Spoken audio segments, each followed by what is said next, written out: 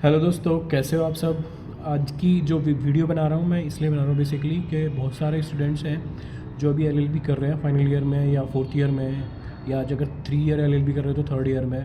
तो वो ये पूछते हैं कि सर अगर जुडिशरी की प्रिपरेशन हम स्टार्ट करें या कोई भी जुडिशल सर्विस एग्जामिनेशन या कोई भी कॉम्पिटिटिव एग्जामिनेशन जैसे असिस्टेंट पब्लिक प्रोसिक्यूटर है या फिर सीबीआई पब्लिक प्रोसिक्यूटर की बात करें या ऐसे कोई भी एग्जामिनेशन की अगर हम प्रिपरेशन स्टार्ट करें तो बिगनिंग कहाँ से करें, कौन से ऐसे लॉ हैं जिसको पढ़ के हम डायरेक्ट क्रैक कर सकते हो।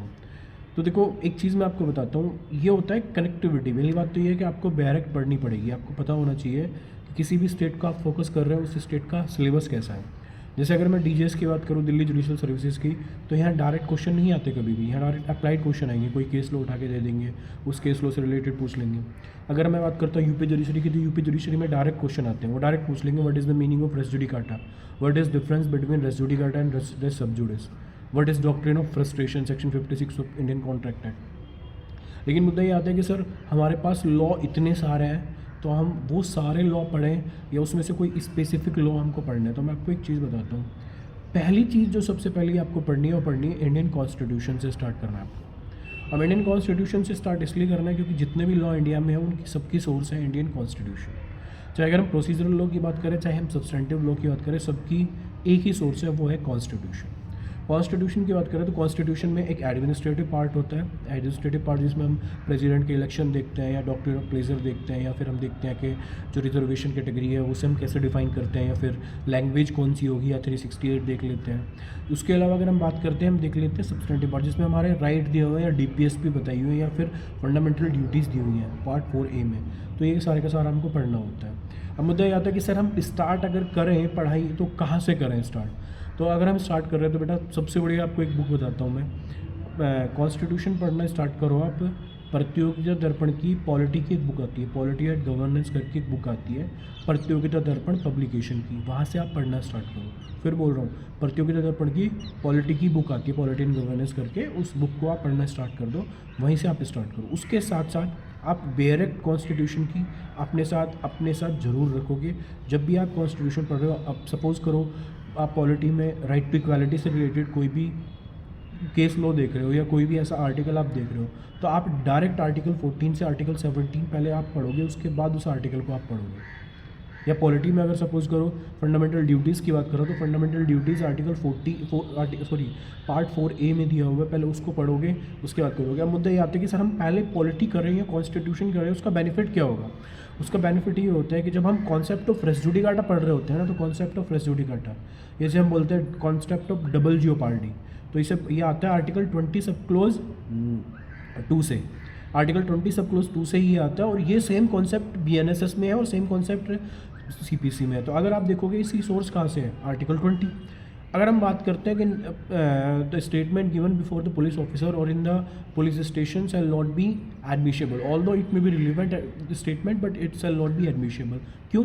सेल्फ इंक्रिमिनेटिंग एविडेंस, आर्टिकल 20, कि मेरे अगेंस्ट मेरे को कोई मजबूरी नहीं कर सकता। अगर हम बात करते हैं राइट टू प्राइवेसी की, ये हम बात कर लेते हैं, अगर सपोज करो protection of women from domestic violence act की बात कर लेते हैं, protection of women from sexual harassment at work place की, या फिर बात कर लेते हैं protection of children from sexual harassment. लेकिन इसकी सोर्स कहाँ है? इसकी सोर्स है आर्टिकल 15 सब क्लोज 3। जब आप पढ़ोगे तो उसमें लिखा हुआ है कि स्टेट में make a law to protect the right of the children and the women. तो आपको पहली जब प्रिपरेशन स्टार्ट करनी है, either you are starting for APO या फॉर UPSC और for judiciary, you have to start with constitution. Constitution के साथ आप स्टार्ट करो, पहली चीज़। दूसरी बात मैं आपको बताता हूँ, जिसने भी जुडिशरी का एग्ज़ाम क्रैक किया है, जो भी जुडिशरी के इंटरव्यू तक भी पहुँचा है, वो एक चीज़ उसकी सबसे बढ़िया कमांड थी प्रोसीजरल लॉ पे। जब हम लॉ पढ़ते हैं, लॉ को 2 पार्ट पे डिवाइड कर देते हैं, पहला प्रोसीजरल लॉ, दूसरा सब्सटेंटिव लॉ। प्रोसीजरल लॉ की अगर हम बात करें तो प्रोसीजरल लॉ हमारे यहाँ सिर्फ 4 डायरेक्ट प्रोसीजरल लॉ है। पहला है सिविल प्रोसीजर कोड, दूसरा है भारतीय नागरिक सुरक्षा संहिता, तीसरा है भारतीय साक्ष्य अधिनियम, और फोर्थ है इंडियन लिमिटेशन एक्ट। तो लिमिटेशन एक्ट की बात करें, ये 4 लॉ होते हैं। उसके अलावा अगर सब्सटेंटिव लॉ की बात करूँ तो डिफरेंट स्टेट में डिफरेंट सब्सटेंटिव लॉ आते हैं। लेकिन 3 सब्सटेंटिव लॉ है जो आपके चलते रहेंगे, जिसमें transfer of property act, Indian contract act और उसके अलावा transfer property act, Indian contract act और उसके अलावा भारतीय न्याय संहिता, 3 लॉ। तो मैं आपको सिर्फ 4 मैंने प्रोसीजरल लॉ बताए, 3 सब्सटेंटिव लॉ बताए, 1 कॉन्स्टिट्यूशन लॉ बताया। अगर आपको स्टार्टिंग करनी है तो आप कोई भी, पहली बात तो कॉन्स्टिट्यूशन तो आपको रेगुलर पढ़ना ही पढ़ना है। कॉन्स्टिट्यूशन जिस दिन आपकी पॉलिटी खत्म हो जाती है, आपका बेरिक खत्म हो जाता है, उसके बाद आपको करना क्या है, उसके बाद जे.एन. पांडे की बुक आपको पढ़नी है कॉन्स्टिट्यूशन की, अपने खुद के नोट्स बनाने हैं। किसी को कोई भी गाइडेंस चाहिए मेरे से कभी भी कोई मेरे को मैसेज डाल सकता है, मेरे को रिक्वेस्ट कर सकता है, सर आप इस पे वीडियो बना दो, मैं वीडियो बना के उसकी क्लैरिफिकेशन दे दूँगा। जैसे मेरे को भी पीछे किसी ने एक मैसेज किया था कि सर ये कोड ऑफ एक्शन पे क्या होता है, तो कोड ऑफ एक्शन पे एक मैंने वीडियो बना के डाली हुई है। तो पहले अगर मैं स्टार्टिंग करूँ तो कॉन्स्टिट्यूशन के साथ स्टार्ट करूँ। दूसरा प्रोसीजरल लॉ जिसका क्लियर है, प्रोसीजरल लॉ में फिर बता रहा हूँ मैं, BNSS भारतीय नागरिक सुरक्षा संहिता, CPC सिविल प्रोसीजर कोड, उसके अलावा BSA भारतीय साक्ष्य अधिनियम, 4th है इंडियन लिमिटेशन। जिसका ये क्लियर है प्लस कॉन्स्टिट्यूशन क्लियर है वो जुडिशरी एग्ज़ाम आराम से क्रैक कर जाएगा। उसके अलावा आप सब्सटेंटिव पार्ट की बात कर लेते हैं। सब्सटेंटिव पार्ट क्या होता है? सब्सटेंटिव पार्ट एक फिक्स पार्ट होता है। जैसे अगर सब्सटेंटिव लॉ की बात करें तो सब्सटेंटिव लॉ में जो मेन 3 लॉ है वो तो है Indian contract act, transfer of property act और भारतीय न्याय संहिता। उसके अलावा अगर सब्सटेंटिव लॉ आप देखोगे तो इंडियन पार्टनरशिप एक्ट भी आता है, किसी में टॉर्ट आ जाता है, किसी में आ जाता है सेल्स ऑफ गुड्स एक्ट भी आ जाता है। तो ये सारे के सारे जैसे झारखंड का सिलेबस आप उठा के देखोगे तो सब्सटेंटिव लॉ वेरी कर सकते हैं, अलग अलग हो सकते हैं, और सब्सटेंटिव लॉ आप कवर भी कर जाओगे अगर आपके प्रोसीजरल लॉ कवर है। तो अगर आप जुडिशरी फोकस कर रहे हो तो 4 procedural law plus 1 constitution law अगर आपका क्लियर है तो आप जुडिशरी का एग्जाम क्रैक कर जाओगे। इवन आप अगर आप किसी के प्री भी देखोगे ना, प्री में भी ज़्यादातर प्रोसीजरल लॉ से क्वेश्चन आते हैं। तो आज से अगर आपको कोई भी प्रिपरेशन स्टार्ट करनी है तो आप कर सकते हो। उसके अलावा अगर आपको लगता है कि सर हमको किसी पर्टिकुलर सब्जेक्ट में, इस पर्टिकुलर सब्जेक्ट में डाउट है, इसको हम क्लियर नहीं कर पाएंगे, मैं क्लासेस देता हूँ, आप मेरे से कांटेक्ट कर सकते हो।